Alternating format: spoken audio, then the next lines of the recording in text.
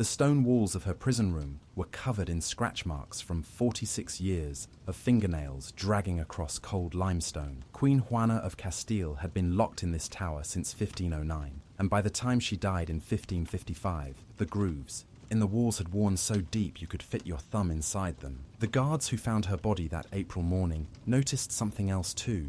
She had arranged 72 small stones in perfect rows on her windowsill, one for each month she had begged to see her youngest daughter Catherine, who never came. This was the woman who had once ruled the largest empire in the world. At 26 years old, Juana inherited the crowns of Castile and Aragon, making her Queen of Spain, Naples, Sicily, and all the Spanish territories in the Americas. She spoke 6 languages fluently. She had given birth to 6 children who would become emperors and queens across Europe. But for nearly half a century, she lived in a single room, eating meals through a slot in the door, while her father and son told the world she was too insane to rule. How does the most powerful woman in Europe end up counting stones on a windowsill for 46 years, forgotten by history while men rule in her name? The story begins with a smell, the overwhelming stench of a rotting corpse that Juana insisted on keeping in her bed for 3 months. But that wasn't even the worst part. The corpse was her husband, Philip the Handsome, and she had been dragging it across Spain in a funeral procession that lasted 8 months. Every night, she would order the coffin opened so she could kiss his decomposing face. She forbade any woman from coming near the body, convinced they would try to seduce her dead husband. When pregnant women approached the procession, she would scream and order them beaten away with sticks. Philip had died suddenly on September 25th, 1506, after playing a game of handball in Burgos. He was 28 years old. That morning, he had drunk 3 pitchers of ice-cold water after the match, and by evening, he was vomiting blood. His lips turned black. His fingernails fell out. 6 days later, he was dead. The official cause was fever, but Juana knew better. She had tasted the poison in his water cup, a metallic flavor like copper coins mixed with spoiled wine.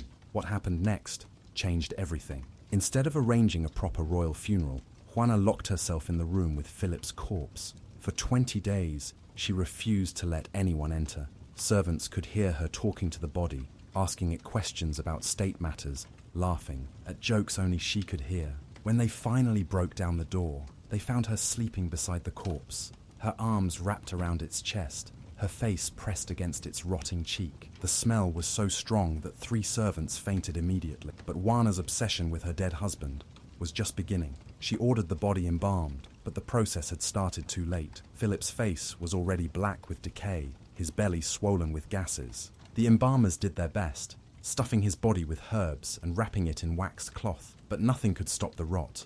Juana didn't care. She ordered a glass window installed in the coffin lid so she could see his face whenever she wanted. The funeral procession that followed became the most bizarre spectacle in European history. Juana insisted on traveling only at night, claiming that a widow should not be seen in daylight. The procession included 200 torchbearers, 50 priests chanting prayers, and a cart carrying Philip's coffin, which Juana rode beside on a black horse. Every few miles, she would order the procession to stop so she could open the coffin and check that Philip's body was still there. She was convinced that he would come back to life if she loved him enough. The real horror was still coming. By December 1506, Juana was 8 months pregnant with Philip's final child. She gave birth in a village called Torquemada, in a house commandeered from a local merchant. During labor, she insisted that Philip's coffin be placed at the foot of her bed so he could witness the birth. The baby girl, Catherine, was born while Juana stared at her husband's decomposing face through the glass window in his coffin. But that wasn't even close to the worst part. As the procession continued through the winter of 1507, Juana's behavior became more extreme. She would order the coffin opened in the middle of snowstorms, kneeling in the mud to kiss Philip's face while ice formed on her hair. When they passed through the town of Tordesillas, she saw a young woman watching from a window and flew into such a rage that she ordered her guards to burn the entire street. Only the intervention of her advisors prevented a massacre. Her father, Ferdinand of Aragon, watched all of this with calculating eyes. He had never liked his daughter much.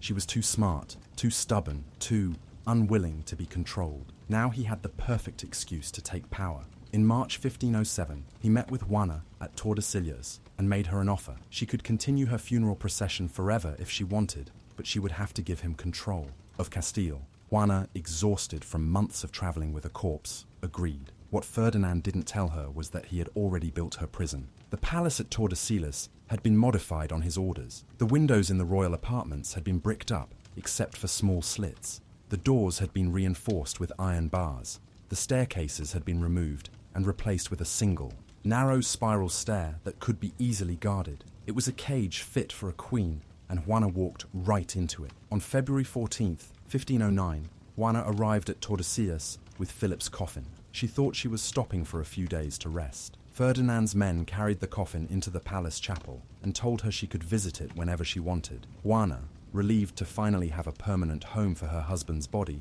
settled into the royal apartments. That night, while she slept, guards locked the doors from the outside. She would not leave that palace for 46 years. The first year was the hardest. Juana would wake every morning and try to leave her rooms to visit Philip's coffin. They, guards, would block her way. She would scream, throw furniture, claw at their faces. They had orders not to hurt her. She was still, technically, the Queen of Castile, but they could restrain her. Day after day, she fought them.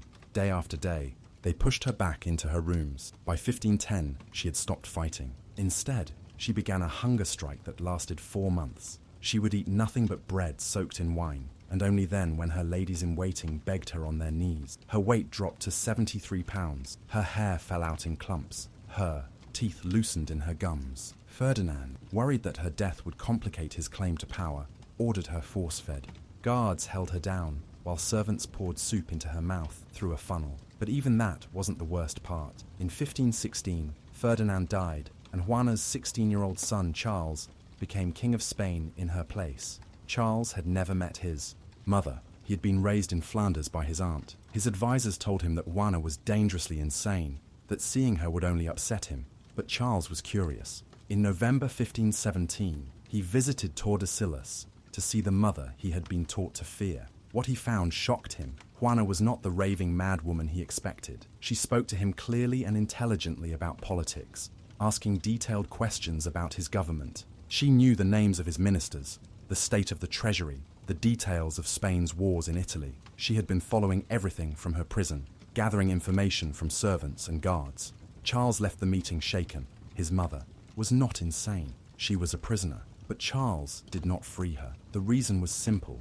If Juana was sane, then she was the rightful queen of Spain, not him. Charles had inherited an empire that stretched from Peru to the Philippines. He was not about to give it up for a mother he barely knew. So he left her in Tordesillas and increased her guards. He also gave new orders. No one was to speak to the queen about politics. Her access to information was to be completely cut off. The isolation drove Juana to desperate measures. In 1520, during the revolt of the Comuneros, rebel forces briefly captured Tordesillas. They offered to proclaim Juana as their queen if she would lead them against Charles. For a few weeks, it seemed like she might finally escape her prison. She met with the rebel leaders, signed documents, appeared at a window to wave at crowds chanting her name. But she made one fatal mistake. She refused to sign an order that would harm her son. The rebels, realizing she would not be their puppet, abandoned her. Charles's forces retook the town, and Juana's brief taste of freedom ended. After the revolt, Charles tightened her imprisonment even more.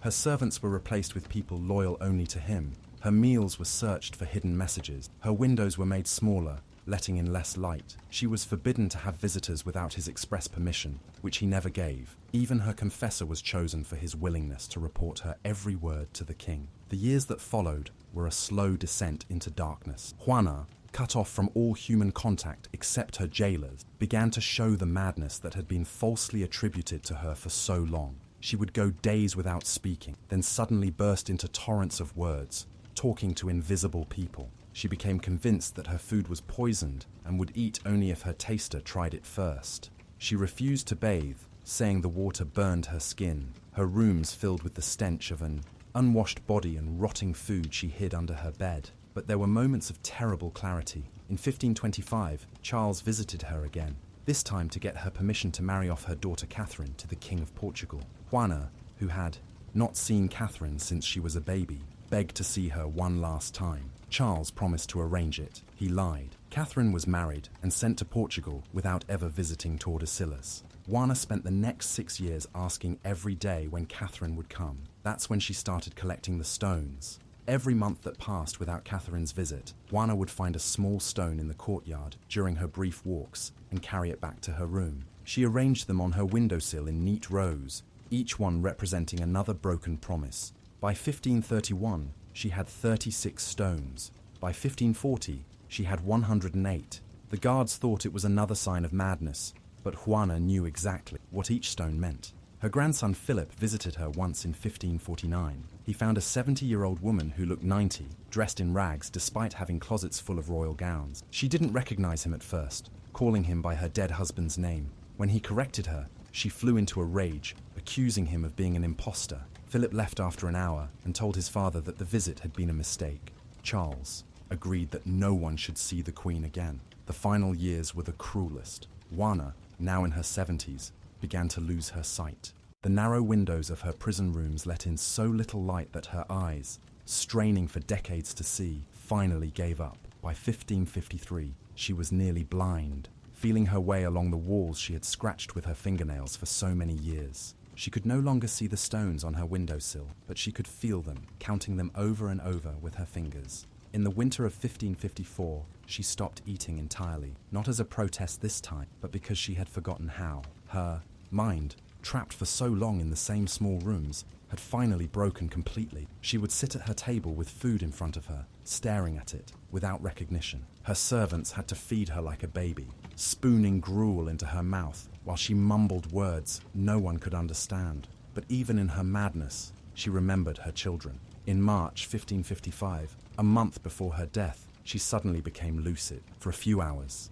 she called for paper and ink and wrote 6 letters, one to each of her children. The letters were never sent. Her guards had orders to burn any correspondence, but copies survived in the palace records. They all said the same thing: "I forgive you for forgetting me." She died on Good Friday, April 12th, 1555, at 3 in the morning. The guards found her sitting upright in her bed, fully dressed in a gown she hadn't worn in 20 years. She had somehow managed to put on her crown, the one she had worn as Queen of Castile before her imprisonment. Her hands were folded in her lap, and her blind eyes were turned toward the window, as if she was waiting for someone to arrive. The autopsy revealed the full horror of her imprisonment. Her stomach had shrunk to the size of a child's fist from years of starvation. Her bones were so brittle they cracked when the doctors touched them. Her brain showed signs of severe malnutrition, but her heart, the doctors noted with surprise, was larger than normal.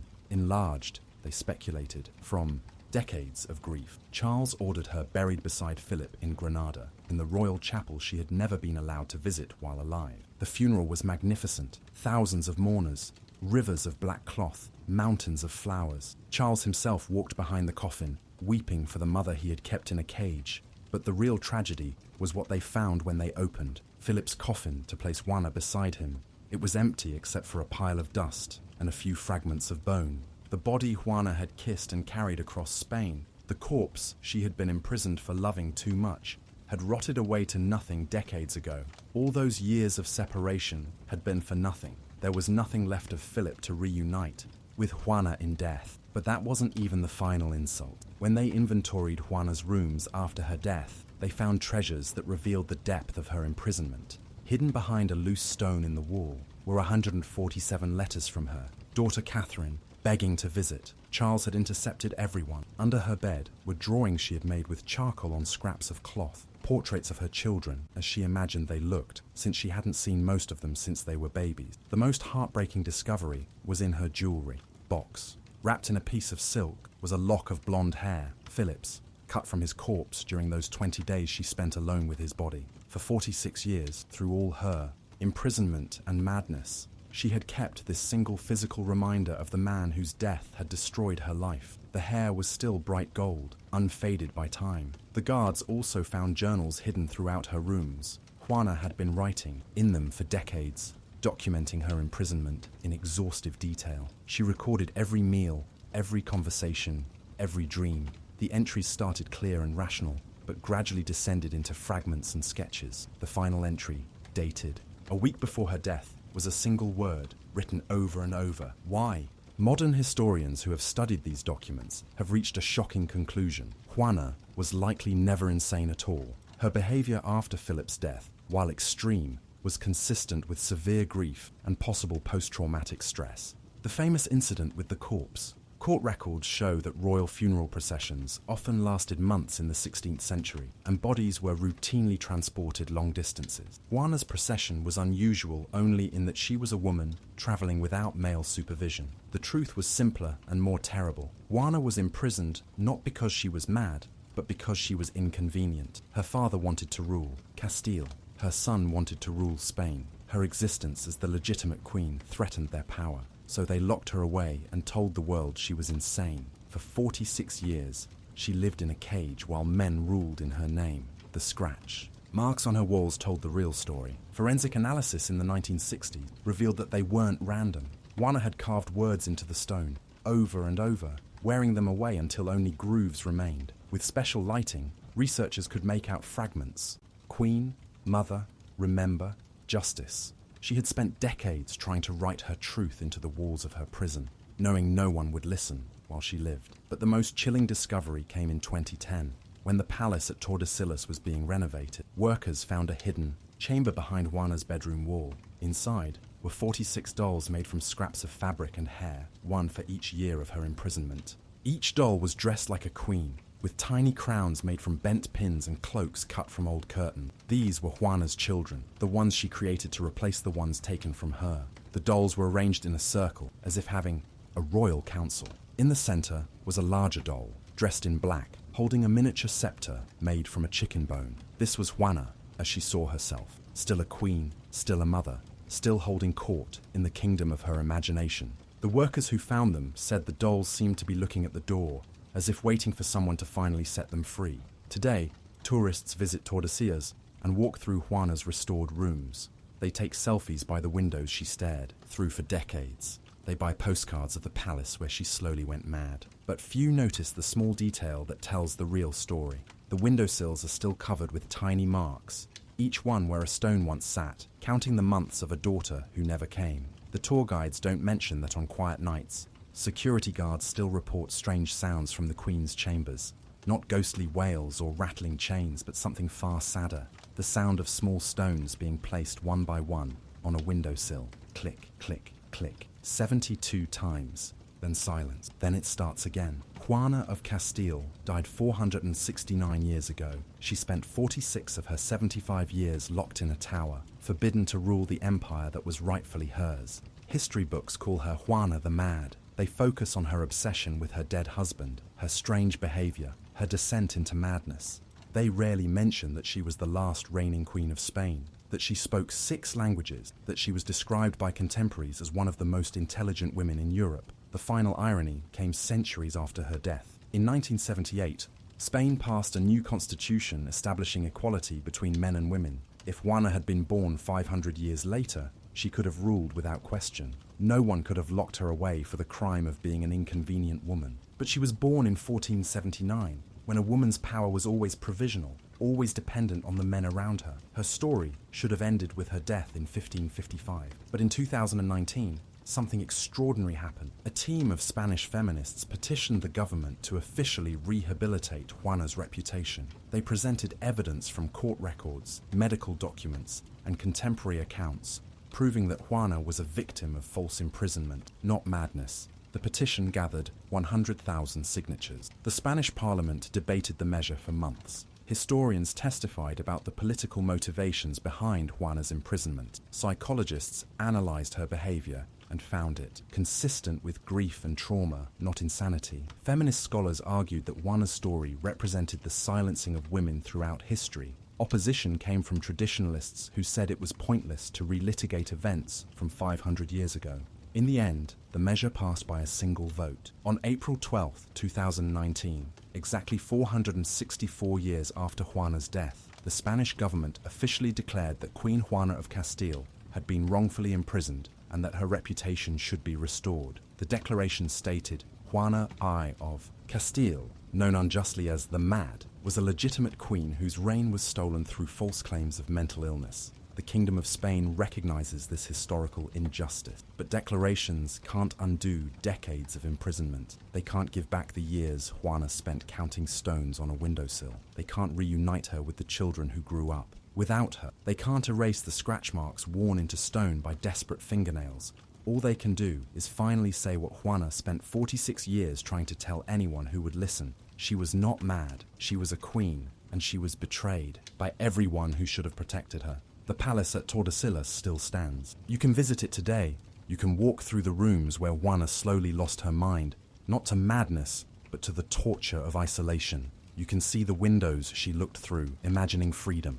You can touch the walls she scratched in desperation, but you can't undo what was done to her. In the chapel, where Philip's empty coffin once lay, there's now a plaque. It doesn't mention Juana's imprisonment or her suffering. It simply says, Juana I of Castile, Queen of Spain, 1479-1555.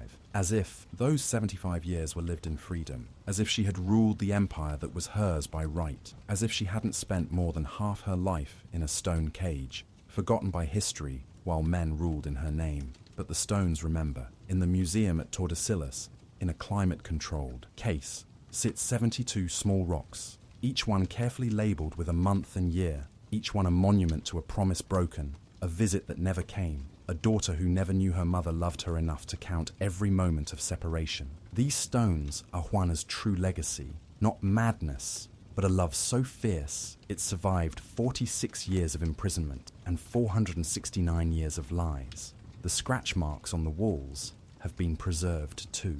Under special lighting, you can still read some of the words Juana carved with her fingernails. I am the queen, over and over, wearing grooves in stone, insisting on a truth no one wanted to hear. She carved those words for decades, until her fingers bled, until the stone gave way, until the words became part of the wall itself. They're still there. They'll always be there. Long after the last tourist has forgotten her name, the walls will remember, I am the queen, I am the queen, I am the queen.